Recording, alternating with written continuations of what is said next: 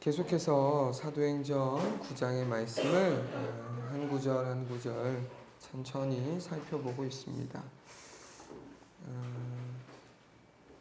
그 내용을 다시 한번 우리 기억하면서 본문의 말씀을 좀 주목하셨으면 좋겠는데요. 위협과 살기의 바람을 거칠게 내쉬며 사람들을 이끌고 다메섹을 향하던 누구죠? 누구요? 누가 사람들을 이끌고 갔나요? 사울이라는, 그래요, 맞아요. 사울이라는 사람이 사람들을 이끌고 다메섹을 향해 가고 있었는데, 그때 예수님께서 갑자기 태양보다 더 강력한 빛을 그에게 비춰주셨어요. 그쵸? 어떤 빛보다 강력해요? 태양보다 강력한. 태양보다 강력하면 얼마나 강력한가 우리는 알 수 없어요. 그러나 태양보다 더 강력했던 거예요. 지난번 설교에서 말씀드렸던 것처럼 태양보다 더 강력한 그 빛은 누구였다고 말씀드렸죠? 예수님이었다라고 말했어요. 그래서 천국엔 뭐가 필요 없어요? 태양이 필요 없어요. 왜? 거기 누가 있어요? 빛이신 예수님이 계시기 때문에 천국엔 태양이라고 하는 게 필요가 없어요. 달도 필요 없고요. 예수님께서 빛으로 사울에게 역사하셨어요. 예수님이 사울에게, 우리에게 역사하실 땐 다양한 방법으로 역사하시는데 그 중에 하나가 뭐였어요? 빛이었어요. 빛으로 사울에게 역사하셨어요. 그곳에 사울과 함께 다메섹으로 향하던 많은 사람들이 분명히 있었어요. 많은 사람들. 얼마나 많은 사람이 있었는지 성경은 구체적으로 언급하고 있지 않아 알 수 없지만 많은 사람들을 잡아오려고 했던 것으로 보아 적지 않은 많은 사람들이 사울과 동행했을 것을 우리는 추측할 수 있어요. 그런데 그곳에 사울과 동행했던 사람들이 많이 있었는데 누구에게만 빛을 비춰줬다고 말씀하고 있죠? 오직 사울에게만 빛을 비춰주셨어요. 이 내용을 제가 묵상하던 중 한 가지 뜬금없는 의문이 들었습니다. 사울에게만, 많고 많은 사람들 중에서 오로지 사울에게만 빛을 비춰주신 이 내용을 보면서 목사님 한 가지 의문이 들었어요. 그것은 무엇이냐면 빛으로 임하신 예수님은 왜 그곳에 있던 많은 사람들에게 이 구원의 빛과 은혜의 빛을 비춰주시지 않으시고 오직 한 사람에게만 그 빛을 비춰주셨냐라는 거예요. 왜 그 빛을 한 사람에게만 비춰주셨을까요? 많은 사람들이 있었는데 모든 사람에게 비춰주실 수 있었잖아요.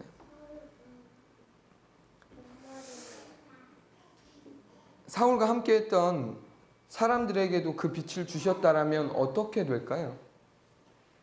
그 빛을 그들도 보았다라면, 태양보다 더 강력한 빛을 그들도 경험했고 그들도 보았다라면 어떻게 됐을까요? 모르긴 몰라도 그 일을 계기로 사울처럼 핍박자에서 전도자로 변화된 새 삶을 사는 사람들이 있었을지도 몰라요. 그러나 주님은 그렇게 하지 않으시고 그 빛을 오직 한 사람, 사울에게만 비춰주셨다라는 거죠. 많은 사람에게 비춰주실 수 있었음에도 불구하고 의도적으로 그렇게 하지 않으신 거예요. 이런 관점에서만 본다면 주님께서 사람을 은근히 차별하시는 것처럼 보입니다. 차별하는 것처럼 보여요. 누구에게는 특권을, 누군가에게는 그 어떤 것도 주시지 않는 것처럼 말이죠.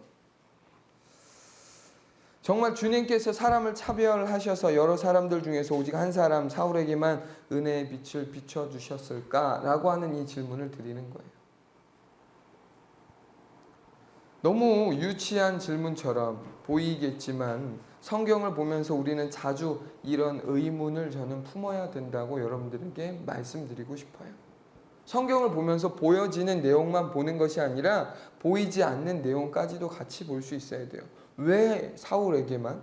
이라고 하는 이런 불만 섞인 의문을 가져야 되는 거죠. 그렇게 해야 성경의 내용을 보다 폭넓고 깊이 있게 이해하게 되어집니다. 하나님의 마음을 좀 이해할 수 있어요. 다시 질문의 내용으로 돌아가 볼게요. 그럼 왜 사울에게만 빛을 비춰주셨을까요? 이유는 간단해요. 그 빛은 누구만을 위한 빛이었어요? 사울 한 사람을 위한 빛이었어요. 그렇기에 여러 사람들이 있었음에도 불구하고 한 사람 사울에게만 그 빛을 비추어 주신 것입니다. 이게 도대체 무슨 말장난 같은 이야기일까요? 그게 사울만을 위한 빛이었다. 그러면 다른 사람을 위한 빛도 그렇게 비춰주시면 좋았을 텐데 라고 하는 연이은 질문이 들 수 있어요.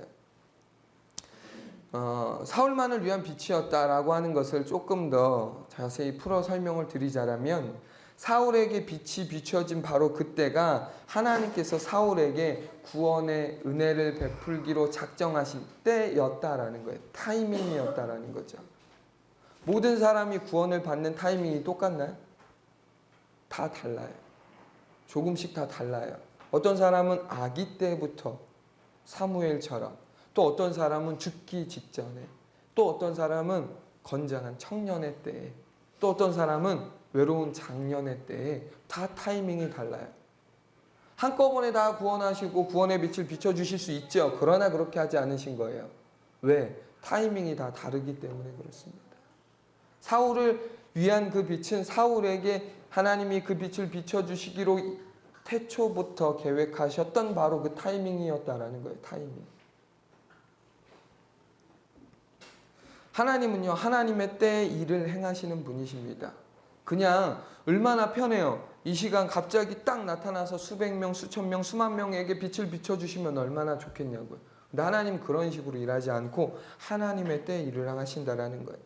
그러니까 사람처럼 갑자기 또는 즉흥적으로 기분 내켜서 감정적으로 일하시는 분이 아니라는 거예요. 이런 맥락에서 볼 때 본문의 내용에서 우리로 하여금 오해를 불러 일으킬 만한 단어가 하나 있어요. 좀 오해할 수 있는 단어가 하나 있어요. 그것은 뭐냐면 본문 3절에서 사용된 호련이라고 하는 단어예요. 호련이. 3절 한번 다시 읽어볼까요? 시작. 사울이 길을 가다가 다메섹에 가까이 이르더니 호련히 하늘로부터 빛이 그를 둘러 비추는지라. 아멘.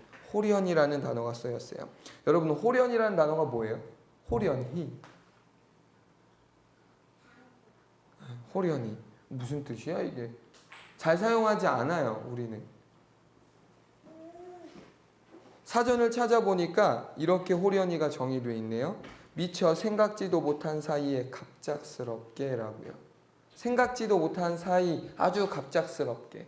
호련히라는 거죠. 그러니까 태양이 가장 뜨겁고 밝을 낮 12시에 정오에 태양보다 더 밝은 빛이 다메섹을 향하던 사울에게 비춰진 것이 누구의 입장에서는? 사울의 입장에서는 당연히 갑작스럽게 벌어진 일이었겠죠. 그러나 여기서 우리가 알아야 할 것은 하나님의 관점에서는 그 일이 갑작스럽게 벌어진 일이 전혀 아니라는 사실입니다. 성경은 누구의 관점으로 쓰였어요? 하나님의 관점으로 쓰였지만 누구의 입장에서 쓰인 거예요? 또 누구를 위해서? 독자인 사람의 입장을 위해서 썼어요. 그러니까 이 호련이라고 하는 단어는 누구의 관점에서 호련인 거예요? 사울의 관점에서 호련인 거예요. 갑자기 태양의 빛이 비춰진 거예요. 태양보다 강력한 그 빛이. 그러나 하나님의 관점에서는 그게 지금 갑자기 사울에게 비춰진 게 아니라는 거죠. 그날 그 시간에 빛으로 사울을 만나주신 것은 하나님께서 이미 창세 전부터 철저히 계획하신 일이었다라는 거예요. 계획하신 일이었다라는 것. 여러분 기억하셔야 될 것, 저와 여러분이 기억해야 될 건 뭐냐면요. 하나님의 사전에는요. 호련히, 즉 갑자기란 단어는 없습니다. 하나님은 우연이란 단어도 없어요. 철저히 계획이고 섭리요. 하나님의 인도하심이라는 거예요. 우리에게 있어서는 갑작스럽게 된 일이고 뜻밖의 된 일이고 우연히 된 일이지만 하나님께는 그런 일이 없다라는 거죠. 많은 사람들이 사울과 함께 있었음에도 불구하고 사울 한 사람에게만 태양보다 밝은 빛을 비춰준 이유를 여러분 아시겠어요? 그게 하나님의 타이밍이었다는 거예요. 사울을 향한 구원의 빛을 비춰주시기 위한 하나님의 타이밍. 그것이 바로 하나님의 때였다라는 거죠. 이것을 통해 우리가 알아야 할 한 가지 중요한 사실이 있습니다. 하나님의 때를 이야기하고 있는데 이 대목에서 저와 여러분이 기억해야 할 한 가지 중요한 사실이 있어요. 그것은 무엇이냐면 따라합니다. 하나님은 효과적으로 일하시는 분이 아니라 주권적으로 일하시는 분이십니다. 긴 문장인데 한 번 다시 한번 읽어드릴게요. 하나님은요, 흔히 효과적으로 일하는 분이 아니라 어떻게 일한다고요? 주권적으로 일한다고요. 사람들은 어떤 걸 좋아해요? 가성비를 좋아해요. 효과적인 걸 좋아해요. 일타 이피를 좋아한다고요. 일거양득을 좋아한다고요. 하나님은 그런 걸 좋아하지 않으세요. 효과를 따지지 않으세요. 무엇을 따져요? 하나님의 주권과 계획을 따지시는 거예요.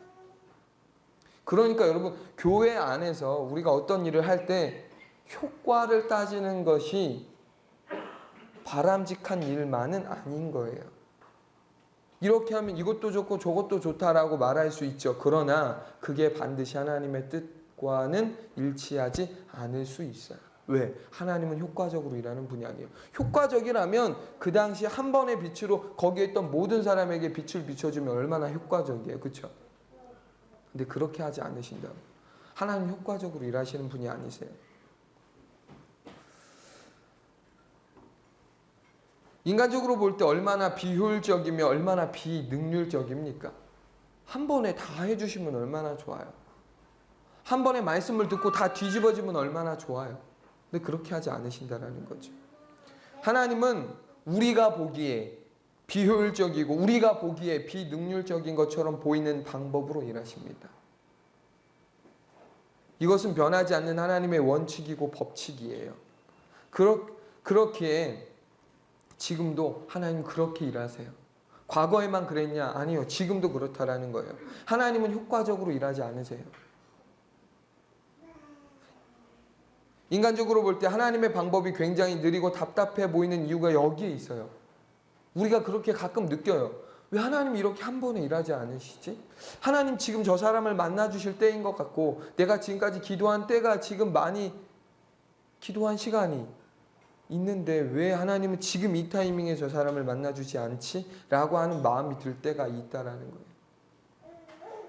우리 마음 같아서는 하나님께서 지금이라도 당장 사울에게 하셨던 것처럼 아주 드라마틱한 방법으로 많은 사람들, 특별히 어떤 사람들요, 무신론을 강하게 주장하는 세계적인 철학자들이나 과학자들, 소위 영향력 있는 사람들에게 강력한 은혜의 빛을 비춰주시면 좋겠지만 하나님은 그렇게 하지 않으시고 하나님의 철저한 계획과 섭리에 따라 한 영혼 그 사람들에게 은혜의 빛을 비춰주신다는 거예요. 얼마나 간단합니까? 꿈을 통해서 철학자들과 그 소위 똑똑하고 잘난 사람들에게 말씀하시면 얼마나 좋겠어요. 그러나 하나님 그렇게 일하지 않으시는 거예요. 그 빛을 개별적으로 하나님의 때에 그 빛을 비춰주시고 회심케 하신다라는 거예요. 본문의 내용으로 돌아가서 하나님은 창세전부터 이미 계획하신 대로 위협과 살기에 거친 바람을 내쉬며 다메섹을 향해 가고 있던 사울에게 태양보다 훨씬 더 강력한 빛을 비춰주셨습니다. 그 빛이 얼마나 강력했던지 사울은 곧바로 땅바닥에 쓰러졌어요. 힘없이 땅바닥에 쓰러져 있던 사울에게 그 순간 자신의 이름을 부르는 누군가의 목소리가 들립니다. 본문 4절 한번 읽어볼까요? 시작. 땅에 엎드러져 들음에 소리가 있어 이르시되 사울아 사울아 네가 어찌하여 나를 박해하느냐 하시거늘. 아멘. 강력한 빛으로 인해 쓰러진 사울의 모습과 기세등등했던 사울의 모습을 여러분 대조해 보세요. 성경은 이걸 지금 대조하는 거예요. 다메섹을 향해 가는 그의 그 기세등등했던 그 모습과 지금 땅바닥에 쓰러져 있는 사울의 모습 말이에요.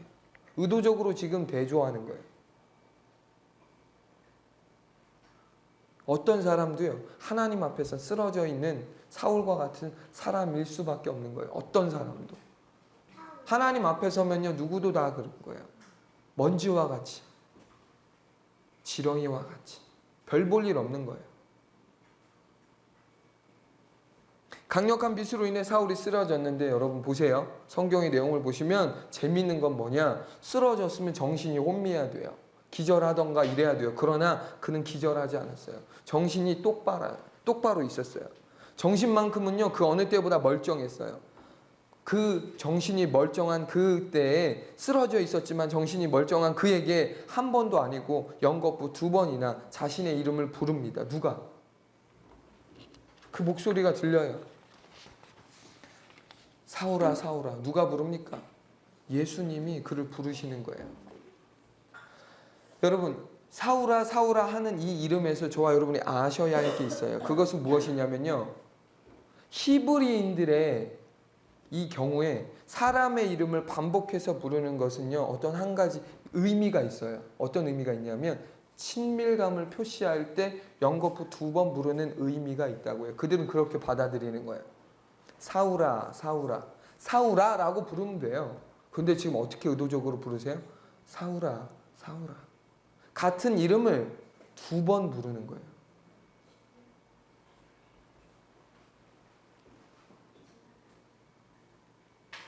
강력한 빛으로 사울을 찾아오신 예수님께서 그의 이름을 반복해서 부르시며 사울에게 당신의 친밀함을 지금 뭐 하시는 거예요? 쓰러져 있는 사울에게 보여주시는 거예요. 사울아! 라고 부르시는 게 아니에요, 지금. 우리는 이 단어를 통해서 그때의 뉘앙스를 느낄 수 있어요. 사울아, 사울아. 우리는 그냥 문자 텍스트로만 보면 이게 지금 어떤 뉘앙스며 어떤 느낌으로 예수님께서 사울을 부르시는지 모르지만 이 단어에 이 연결된 문맥을 통해서 알 수 있다는 거예요. 사울아, 사울아. 사랑하는 사람이 사랑하는 사람을 부를 때, 부모가 자식의 이름을 너무 예뻐서 부를 때, 친구가 친구의 이름을 너무 좋아서 부를 때와 같은 친밀함의 표시가 이 안에 녹여져 있다는 거죠. 당시의 상황으로 볼 때 여러분 이것이 납득이 됩니까? 지금 이 상황이 이해가 되나요? 왜 이해가 되지 않죠? 당시 사울은요, 지금 우리가 계속해서 살펴보고 있는 내용처럼 다메섹에 복음을 전하러 가는 길이 아니었어요. 사람들에게 예수 믿으라고 복음 전하러 가는 길이 아니었다고요. 그는 오히려 예수가 그리스도라는 복음의 진리를 전하는 자들을 남자와 여자를 가리지 않고 모조리 잡아다가 예루살렘으로 끌고 가 종교 재판을 거쳐 스데반처럼 개죽음을 당하게 하기 위해서 지금 가고 있었어요. 다메섹을. 그렇다면 여러분 상식적으로 어떻게 사울의 이름을 불러야 맞죠? 친밀하게 사울의 이름을 부를 것이 아니라 단호하고 무섭게 불러야죠. 사울아! 라고 말이죠.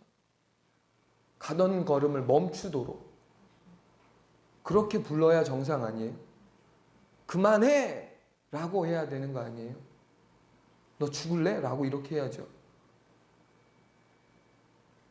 그렇게 불러야 지금 맞는 상황이잖아요. 예루살렘 교회 성도들을 잡아 죽인 것도 모자라 이제 다메섹에 있는 성도들까지 잡아 죽이려고 하는 사울이에요. 그런 사울을 부르시는 주님이 너 진짜 죽을래? 라고 해야 되는데 그게 아니라 사울아, 사울아 라고 부르셨다라는 거예요.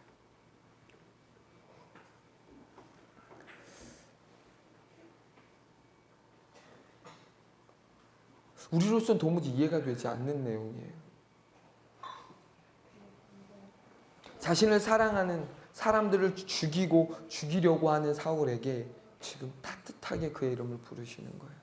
전 이 대목에서 어떤 내용이 오버랩 됐냐면요, 예수님 마지막 그 십자가에서 돌아가시고 그 붙잡힌 이후에 다 도망갔잖아요, 제자들이.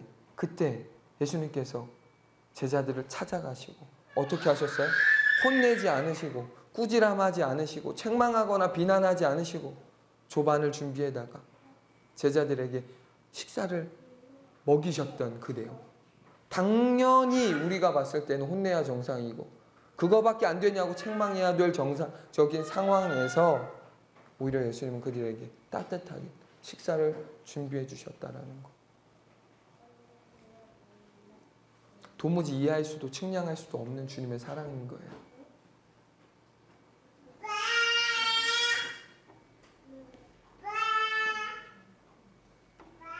친밀하게 사울의 이름을 부르신 주님은 이어서 그에게 뭐라고 물으십니다.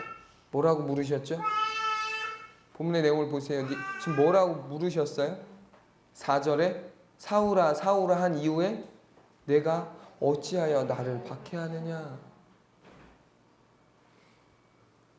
사울의 이름을 연거푸 부르는 내용이 없었다라면 우리는 예수님의 이 질문을 책망으로 또는 꾸지람으로 해석할 수밖에 없어요. 그래야 맞습니다. 사울아, 네가 어찌하여 네가 어찌하여 나를 박해하느냐? 라고 물으신다라면, 그러면 이 내용이 지금 사울을 꾸지라고 책망하시는 거구나, 호되게 혼내시는구나 라고 이렇게 이해할 수 있게 되겠죠. 그러나 사울의 이름을 연거푸 부르는 이 장면으로 인해 우리는 이 질문을 하신 예수님의 의도가 꾸지람이나 책망과는 전혀 거리가 멀다라는 것으로 해석할 수 있다는 거예요. 빛으로 사울을 찾아오신 예수님, 그를 책망하기 위해서가 아니라 그에게 인생의 어두움에서 빛으로 나올 수 있는 회개의 기회를 주시고 은혜의 선물을 주시려고 찾아오셔서 지금 이 질문을 하셨다는 거예요. 네가 어찌하여 나를 핍박하니?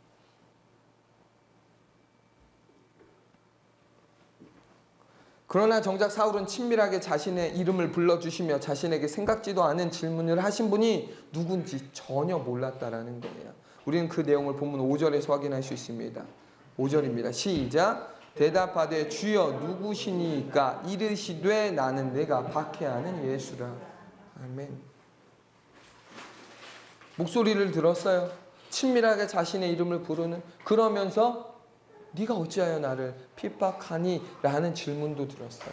그런데 정작 사울은 자기의 이름을 부르고 자기에게 이 질문을 한 분이 누군지 전혀 몰랐다라는 거예요.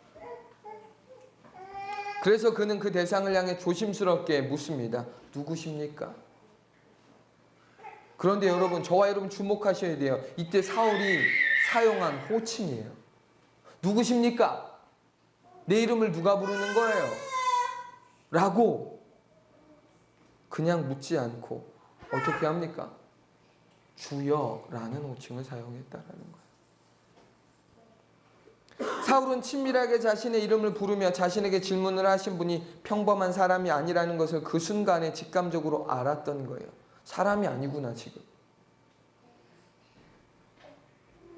빛으로 역사하신 예수님은 사울의 질문에 자신이 누구인지를 말씀해 주셨는데, 여기서 저와 여러분이 다시 한번 주목해야 할 것은요, 예수님께서 당신을 소개하시기를 예수 또는 나사렛 예수라고 말씀하시지 않고 뭐라고 말씀하셨어요? 나는 네가 박해하는 예수야.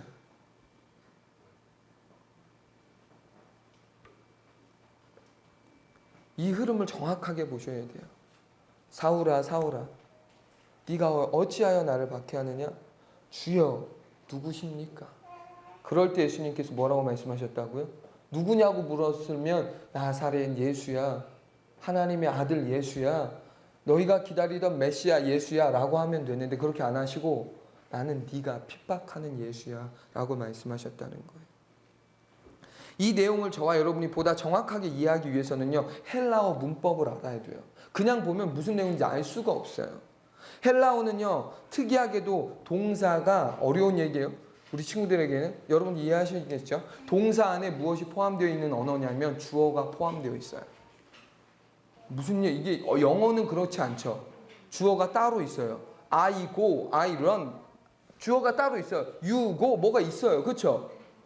동사와 주어가 별개예요. 떨어져 있어요. 그러나 헬라어는요, 동사 안에 주어가 포함되어 있어요. 그래서 말의 어미를 보면 이게 지금 1인칭인지 2인칭인지 3인칭인지를 알 수 있어요.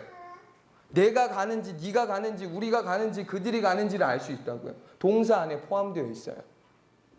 이것은 헬라어만 그러냐? 히브리어도 마찬가지예요. 그래서 헬라어나 히브리어 모두 일반적으로 동사가 문장 안에 따로, 동사가 있으면 주어가 따로 포함되어 있지 않은 게 일반적이에요. 왜? 그 안에 동사만 보면 지금 이 문장 안에서 이 주체가 누구인 줄 알 수 있기 때문에 그래요. 내가 하려고 하는 건지 네가 하려고 하는 건지 우리가 하려고 하는 건지 그들이 하려고 하는 건지 알 수 있다고요.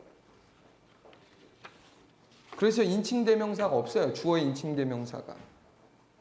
그런데 어떤 경우가 있냐면 굳이 없어도 될 인칭대명사 주어가 표시될 때가 있어요.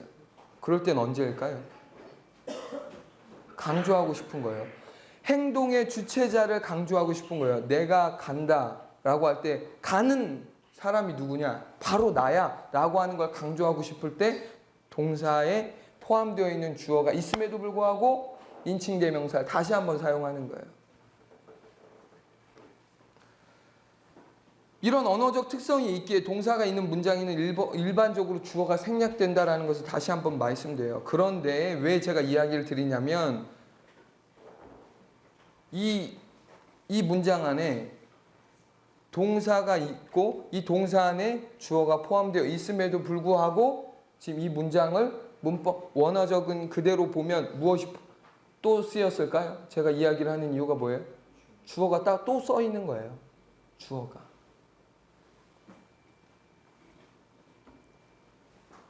제가 앞서 지금 헬라어 문법을 굳이 그냥 어렵게 설명드린 이유가 뭐냐면요. 나는 네가 박해하는 예수야 라고 번역된 원문을 그대로 보면 1인칭 주어와 2인칭 주어 모두가 표기되어 있기 때문에 그런 거예요. 지금 1인칭, 2인칭 주어가 동사가 있음에도 불구하고 또 썼어요. 다시 말해 이 문장은 나와 너를 강조하고 있는 문장이라는 거예요. 바로 나, 바로 너라는 거예요. 원문의 의도에 맞게 이 문장을 재번역하면 이렇게 번역할 수 있는 거예요. 진실로 나는 예수야. 내가 바로 그 예수야. 지금 네가 박해하는 바로 그 예수야 라고 말이죠. 나는 네가 박해하는 예수야 라고 이렇게 하는 문장이 아니라 굉장히 강조하는 거예요. 내가 누구냐고? 내가 바로 그 예수야. 네가 박해하고 있는 그 예수라고 라고 말이죠. 땅바닥에 쓰러져 자신에게 강력한 빛을 비추시며 빛 가운데 말씀하시는 대상을 향해 주여 누구십니까? 라고 사울이 묻자 예수님은 내가 누구냐고? 내가 바로 예수야. 네가 지금 핍박하고 있는 예수라고 라고 말씀하셨다라는 거예요. 여기서 박해하다로 번역된 헬라어는 디오코인데 이것은 한두 번이 아니라 사람을 따라다니면서 끈질기게 괴롭히는 것을 의미해요. 박해하는 예수야 라고 할 때 이 박해가 이 뜻이라고요. 한두 번 찔러보는 수준이 아니에요. 한두 번 괴롭히는 수준이 아니에요. 끈질기게 따라다니면서 괴롭히는 거예요. 이런 문법적 의미를 다 살려서 예수님께서 사울에게 대답하신 내용을 다시 한번 정리하면 이렇게 되는 거죠. 나는 바로 그 예수야. 네가 지금까지 끈질기게 괴롭히며 박해하는 바로 그 예수야. 라고 말이에요. 이 내용에서 우리가 한 가지 짚고 넘어가야 할 것이 있습니다. 그것은 사울은 예수님께서 이 땅에 사시는 동안 한 번도 직접적으로 만난 적이 없었다라는 거예요. 예수님을 한 번도 만난 적이 없어요, 사울은. 한 번도 직접적으로 예수님을 뵌 적이 없었다라는 것이 여러분 무엇을 의미해요? 그러면 당연히 예수님을 핍박한 적도 없는 거예요. 한 번도 뵌 적 없는 예수님을 사울이 그럼 어떻게 핍박했다라는 거예요? 상식적으로 이건 말이 되지 않는 얘기죠. 만난 적이 없는데 어떻게 핍박해요? 그것도 끈질기게.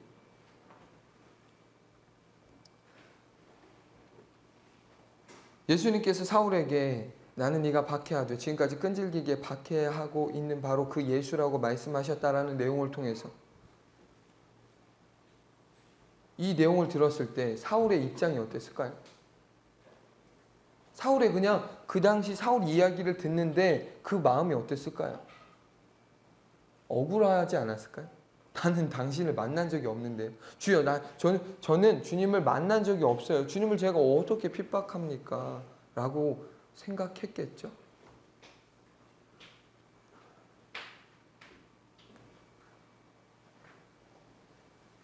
십자가에 못 박혀 죽은 예수가 바로 하나님의 아들이요 유일한 구원자라는 사실을 알게 된 것만으로도 엄청난 충격을 그가 받았겠지만 자신이 유일한 구원자시요 하나님의 아들을 지금까지 끈질기게 핍박하고 있었다라는 사실에 땅바닥에 쓰러져 있던 사울은 더 큰 충격을 받았을 거예요. 내가 이단이라고 그렇게 몰아붙였던 그 예수가 하나님의 아들이요 구원자라고?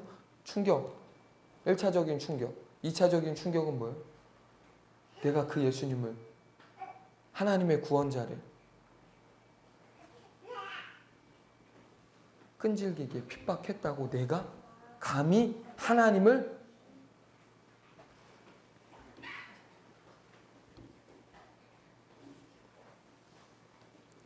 충격을 넘어 두려웠을 거예요.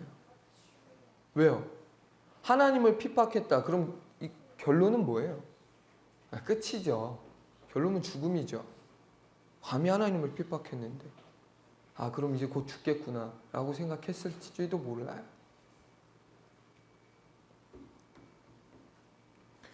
근데 예수님은 지금 그에게 어떤 경고나 협박을 하려고 오신 것이 아니라는 걸 이미 앞에서 얘기하고 있잖아요. 사울아, 사울아 라고 말이죠.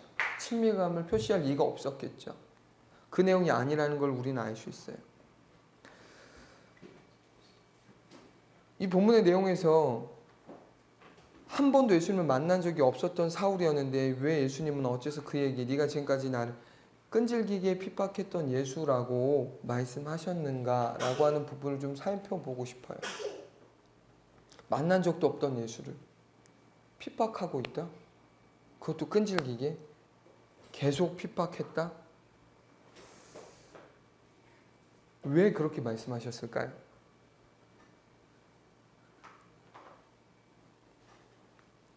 결론부터 말씀드릴게요. 예수님을 주인으로 모시고 살아가는 사람을 핍박하는 것이 곧 누구를 핍박하는 거예요? 예수님을 핍박하는 거예요. 예수님을 믿는 사람을 핍박하는 것이 곧 예수님을 핍박하는 것이다 라고 말씀하시는 거예요. 왜 그러냐? 예수님은 예수님을 믿는 사람 안에 예수님을 믿는 사람과 항상 함께 계시기 때문에 그렇다라는 거죠. 이것을 통해 저와 여러분, 우리 그리스도인들은 우리의 정체성을 정확하게 확인할 수 있어요. 여러분, 그리스도인이라고 누군가 여러분에게 그리스도인이 무엇입니까? 라고 물으면 뭐라고 말씀하시겠어요? 그리스도인이 뭐냐고. 하나님을 믿는 그리스도인이라고 누군가 한 번도 이것을 접해보지 않고 모르는 사람이 진짜 궁금해서 묻는다라면 뭐라고 대답해 주시겠어요? 한 문장으로. 그리스도인이 뭡니까? 그러면 하나님을 믿는 사람이 그리스도인입니다 라고 말할 수 있겠죠. 근데 조금 더 구체적일 필요가 있어요. 많은 사람들이 그리스도인 하면 그냥 예수님 믿는 사람, 하나님 믿는 사람이라고 이렇게 표현하게 되어지지만 그렇게 표현하면 사람들이 믿는다라고 하는 것이 도대체 어떤 것인지 잘 와닿지가 않아요. 하나님을 믿는다. 심지어 어떤 사람은 어렸을 때 몇 번 주일학교 예배에 참여하고도 종교란에 기독교라고 쓰면서 나는 하나님을 믿는다라고 말하는 사람도 있어요. 그 이후로 교회를 간 적도 없는데, 예배를 드린 적도 없는데, 그러면서도 하나님을 믿는다라고 말해요. 그러니까 뭔가의 분명한 기준이 필요한 거죠. 사람들을 믿는다라고 하면 이렇게 이야기하는 게 이런 거죠. 이렇게 이해하는 거예요. 주일에 예배를 드리고 세례를 받은 사람을 의미하는 것으로 이해하기도 해요. 그러나 그게 아니라 오늘 본문의 내용은 그리스도인이 누구인지를 정확하게 표현하고 있는 거예요. 그게 뭡니까? 예수님과 하나 된 사람이에요. 그리스도인이 누굽니까? 라고 말할 때 이렇게 얘기해야 정확한 거예요. 예수님과 하나 된 사람이라고 말이죠. 예수 믿는 사람. 근데 그 믿는다라고 하는 표현이 추상적이기 때문에 예수님과 하나 된 사람이라고 보다 정확하게 이야기할 수 있는 것이죠. 그래서 성경은요, 예수님을 무엇이라고 표현하냐면 신랑이라고 말하는 거예요. 신랑. 우리와 예수님의 관계를 표현할 때 많은 표현이 있죠. 목자와 양, 많이 있어요. 그러나 그 중에 하나가 뭐예요? 신랑이라고 말하고 있어요. 신랑이라고. 예수님을 믿는 우리를 그러면서 신부라고 말씀하시는 거예요. 신랑과 신부. 부부가 한 몸인 것처럼 예수님과 우리 역시 한 몸인 것이다 라고 성경은 말씀하고 있는 거예요. 여러분, 그런 면에서 성경이 또 이렇게도 말씀하시죠. 우리의 몸이 성전이라고. 왜 우리의 몸이 성전입니까? 여러분은 아실 거예요. 우리의 몸이 특별해서가 아니라는 것 잘 알고 계실 거예요. 성전이신 그분이 신랑 되신 그분이 누구 안에 있어요? 우리 안에 있기에 우리가 성전이 된 거예요. 우리가 성전. 예배당이 성전이 아니고 우리가 성전이라는 거죠. 그렇게 예수님과 예수님을 믿는 사람은요, 분리되지도 않을 뿐만 아니라 분리할 수도 없어요. 예수님과 예수님을 믿는 그리스도인은요, 분리할 수 있다 없다? 분리할 수 없습니다. 분리되지 않아요. 이것이 엄청난 은혜요 영적인 신비인 거예요. 분리가 되지 않아요. 그분이 내 안에, 내가 그분 안에 하나 된 거예요.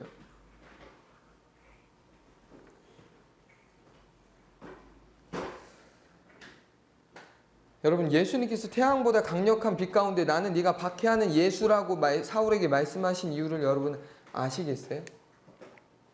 왜 그렇게 말씀하셨는지? 당신이 주여 누구십니까? 라고 물었던 그 질문에 예수님께서 나는 네가 박해하는 예수야 라고 말씀하신 이유를 아시겠죠? 예수님과 예수님을 믿는 사람은 한 몸이요 하나이기 때문에 그런 거예요. 이런 맥락에서 사울이 예수님과 한 몸인 그리스도인을 핍박한 것이 곧 누구를 핍박한 것이 되는 거예요? 예수님을 핍박한 것이 되는 것이죠. 이 놀라운 진리를 깨닫게 된 사울은 그 순간 엄청난 충격을 받고 아무런 말도 할 수 없었어요. 덧붙여 말할 수 없었어요. 전 그런 적이 없습니다 라고 말하지 않았어요. 자신이 지금까지 조금도 믿어 의심하지 않았던 진리가 틀렸다는 것도 그에게 몹시 큰 충격이었겠지만 그에 못지않게 약속된 메시아, 즉 구원자이신 예수님과 그 예수님을 믿는 사람들이 한 몸이라는 사실에 커다란 충격을 받았을 거예요. 아, 예수님이 진짜 하나님이 약속하신 메시아구나. 나는 그가 가짜라고 생각했는데 이거의 충격, 1차 충격, 또 다른 충격은 뭐예요? 그 예수님을 믿는 사람과 예수님, 메시아가 하나구나 라고 하는 거예요. 어쩌면 충격을 받은 그 순간 지금까지 자신이 핍박했던 수많은 사람들의 얼굴과 모습이 주마등처럼 그의 기억과 뇌리에서 스쳐 지나갔을지도 몰라요. 내가 죽였고, 내가 돌 던졌고, 내가 모욕했고, 내가 감옥에 가뒀던 그 수많은 사람들이 뇌리에서 스쳐 지나가는 거죠. 내가 누구를 지금 핍박한 거예요? 구원자를 핍박한 거고, 내가 하나님을 핍박한 거구나 지금. 몸서리치게 무서웠을 거예요. 두려웠을 거예요. 그러나 참 감사하게도 그는 이 일을 계기로 어떻게 됩니까? 핍박자에서 전도자로 거듭나는 인생 일대의 전환점이 되어지는 사건이죠. 이게 충격으로 끝나지 않아요. 이 충격이 그 인생의 기회가 되고 개혁의 시발점이 되었다는 것. 여러분, 말씀을 정리하겠습니다. 예수님을 그리스도로 믿어 목숨 걸고 복음을 전했던 초대교회 성도들을 몹시도 핍박했던 사울에게 예수님은 나는 네가 박해하는 예수라고 말씀하셨어요. 오늘 본문의 내용을 통해 저와 여러분이 예수님과 예수님을 믿는 우리의 관계를 우리는 새롭게 정립할 수 있습니다. 예수님을 믿는 우리와 그 우리의 믿음의 대상이신 예수님과의 관계 말이에요. 예수님을 우리의 주인으로 인정하고 섬기는 순간부터 우리는 예수님과 하나가 되는 것인 줄 믿으시기 바랍니다. 하나 되는 거예요. 하나. 예수님과 하나 되는 거예요. 예수님은 예수님, 나는 나가 아니라 예수님과 내가 하나 되는 거예요. 그래서 어떻게 되는 거예요? 갈라디아서 2장 20절의 말씀이 구현되어지는 거예요.